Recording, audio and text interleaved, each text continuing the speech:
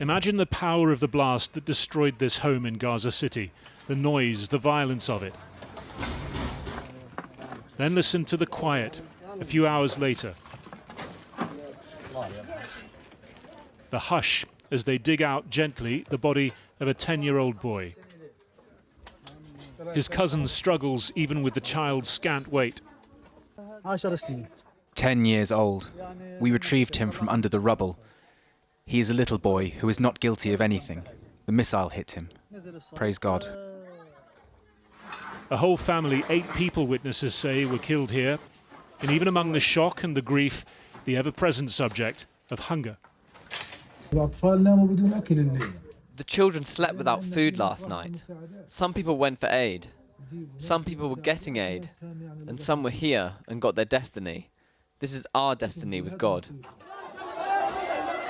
More than 100 aid agencies are now warning of spreading mass starvation, accusing Israel of preventing the entry of aid or denying agencies access to or the ability to distribute supplies in depots just inside Gaza. There is literally not enough food in Gaza, and what we're seeing is an increase, exponential increase in the number of children, pregnant women, breastfeeding women in our clinic that we see who are now malnourished, and there seems to have been a tipping point. All the coping mechanisms that families have put in place are now absolutely at the brink. Israel's military released these images, saying hundreds of aid trucks were stuck on the Gaza side of crossings, and that among the aid delivered since mid-May was 2,500 tons of baby food and high-calorie food for children. Israel blaming the UN for failing to distribute it. This idea of famine and starvation has been thrown at us consistently on a weekly basis for the last 2 years now. It has never come to pass. So these are false warnings which come from these aid organizations. And I also would say that where there is hunger in Gaza, it is hunger orchestrated by Hamas. At the same time, Israel says it's successfully circumventing Hamas with the controversial Gaza Humanitarian Foundation mechanism. But with hundreds killed accessing those sites, many have been intercepting UN trucks, adding to the problem of distributing aid. When your child hasn't eaten for days, you are willing to do whatever it takes to try and get access. So I do have an understanding for the fact that it might be very difficult to actually distribute. But also we know that the borders have been blocked. And this is a situation of malnutrition that has nothing to do with a crop that has failed. A few kilometers from me, there is food for everybody who wants to eat. And this is what makes it so infuriating to work in these circumstances. People are being starved on purpose.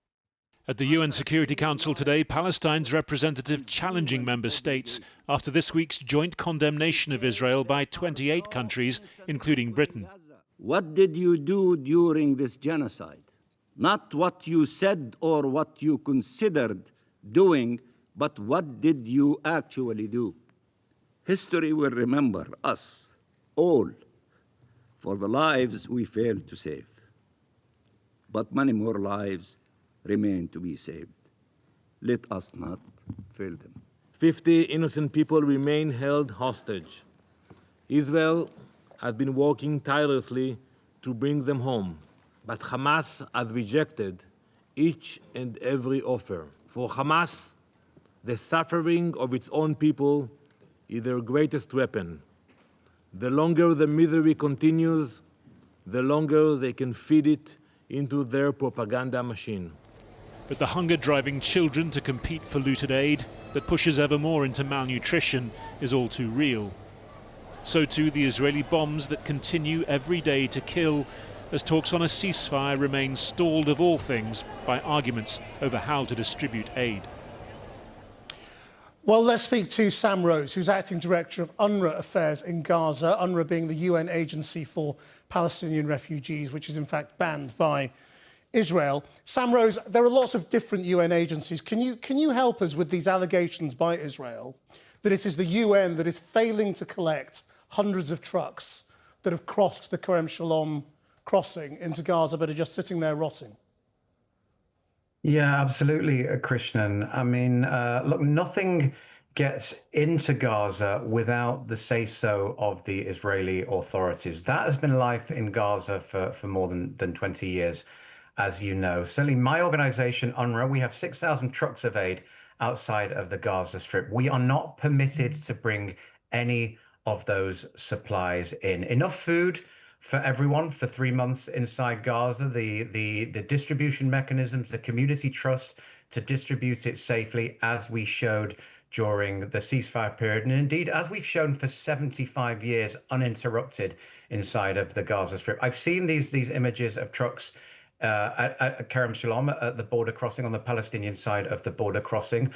What I can tell you is that the UN agencies that are consigned to collect those trucks can only go to the border area with the explicit approval of the Israeli authorities, navigating their way. But Israel is saying that they have offered escorts for those trucks and that they've been refused by UN agencies. Is that true?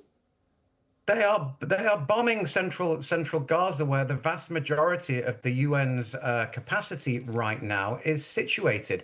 There's literally no way for the United Nations personnel to get out of that area. So no, it isn't true.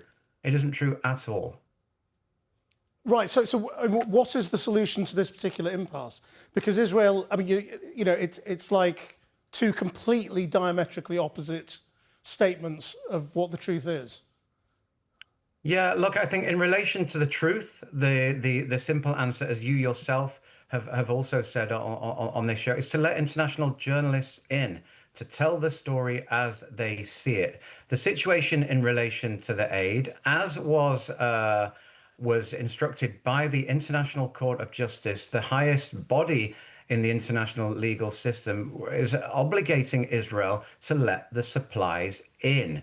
We have enough aid outside of Gaza to stop this starvation, this mass famine in its tracks before an already incredibly catastrophic situation gets far, far worse. And as one of your earlier speakers said, we have reached that tipping point right now. So we do need to get these supplies in. It's unforgivable and it's unexcusable that these supplies are waiting outside of Gaza. And we, as the United Nations, as the humanitarian community, can do absolutely nothing to bring it in without the say-so of the Israeli authorities, and they're not allowing us to do it.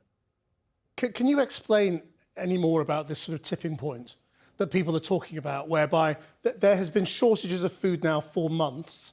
This has had a cumulative effect on the population there. And it does seem that day by day now we're seeing more reports of people actually dying day by day. So what does tipping point mean? Yeah, look, I mean, absolutely. We've argued a lot over the course of the last 18 months whether there is famine or whether there is not famine. What we have always said, that by the time famine is declared, it's too late. These children, these images that we're seeing, we sadly predicted that this would happen. It's a combination of multiple things. It's a combination of a blockade that's lasted for more than 100 days. It's a combination of 20 months of intense conflict that has shredded immune systems and shredded personal well-being to a minimum, so that people's ability to withstand disease has been shot to pieces. There is limited fuel, so water isn't available. And just since the middle of March, we've had over 750,000 people displaced yet again. So that means that these people are not able to access the healthcare that they need, even if they want to go and get it, because every week they're living in a different place, trying to go to health clinics, which are also being starved of medicines. My clinics, UNRWA runs the largest primary healthcare network inside of Gaza. 60% of our essential drugs are now out of stock. And there's one entity that's preventing those supplies from coming in. So it's a situation, the extent to which it's gone on for so long, and the fact that the system inside of Gaza to support people is falling apart. And more than ever, even the doctors, the nurses, my staff are falling apart. They're tired, they're hungry, they're dehydrated, they're collapsing on their feet right now, trying to serve their population. Sam Rose, thank you very much for joining us. Well, we did ask for an Israeli government interview, but no one was available tonight. Let's talk more about this now with the Labour MP Sarah Champion, who's chair of the International Development Committee and joins us from Rotherham.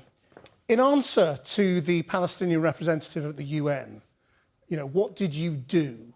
Not what did you say, What did you do? What is Britain's answer? I have to say that we have done a lot. I mean, one of the things was we restarted the funding to UNRWA, which, as Sam had just said, provides all the primary healthcare. It also provides all the education. We've also put sanctions on some of the senior politicians and some of the settlers that are carrying out really egregious acts in the West Bank. But 650 days on, I think it's, what are we up to now? 60,000 people dead. The whole population of Gaza now starving. It clearly has not been enough, and we clearly need to be doing more. I don't want to be on your show again in a day's time, in a week's time, when we're still talking about a ceasefire rather than there being a ceasefire in place, because the only thing that is going to stop a famine is if aid is able to flood in, and Israel is stopping that. Right. I mean, there are other things that Britain could do that are, criticised as symbolic. But, for example, should Britain recognise the state of Palestine? What difference would that make? Symbolism is actually quite important. So we had the Foreign Secretary in front of our committee last week, and he said to us that he thought it was just symbolism. So what was the point? Actually, what the point is if we genuinely believe in a two-state solution, and if we genuinely believe that there is a way to get there, it cannot be negotiated by the occupied with the occupier. And that's the situation and has been since 1967. So for us saying, yes, we do recognise Palestine, it is symbolic, and that's a good thing, because it's saying to Israel that we are standing by Palestine and we are going to actively work on the international stage to get a lasting peace that keeps both peoples safe. Should Britain call this a genocide? So basically, since, over a year now, the ICJ said that it was plausible genocide that was going on in its advisory notice. We still haven't responded to that. I can't see it as anything other than a genocide, but I do understand that that is a legal definition. But we should be dealing with it under international law and our obligations to international law whenever there is a risk of genocide. And there is nothing that I have seen that does not tell me there is a risk of genocide there. So the UK needs to be using every single tool it has. So that means for me, a lot more aggressive programme of sanctions, for example, working with our international partners to hold Israel to account. And yes, recognising the state of Palestine. Everything we can do, we must be doing right now, because otherwise we're at risk under international humanitarian law of not doing enough. So if only for self-interest, we need to be doing more. I mean, the Palestinian ambassador points out we could be doing a lot more, beyond these sorts of political measures. We could be organising a coalition of the willing, the way we are in Ukraine. We could be talking about sending peacekeeping troops into Gaza to stop the killing and to prevent more deaths, as we have done in other conflicts closer to home. Why are these things not even on the agenda? I'm afraid you're going to have to ask the Foreign Secretary that. My committee did a report that we published a couple of 6 weeks ago about how the UK should be upholding international humanitarian law, and the government has not responded to that yet. There are many more things we could and should be doing. And I absolutely think, let's try everything. How bad does it have to get? I'd much rather be criticised in a court for trying to do too much than not doing enough. How many horror stories do we have to see? How many British surgeons do we have coming back telling us of the atrocities that they're having to deal with? How many people have to starve? What is going to be the trigger before we try everything to prevent the Israeli politicians trying to wipe out an entire nation? Sarah Champion, thank you very much. Thank you.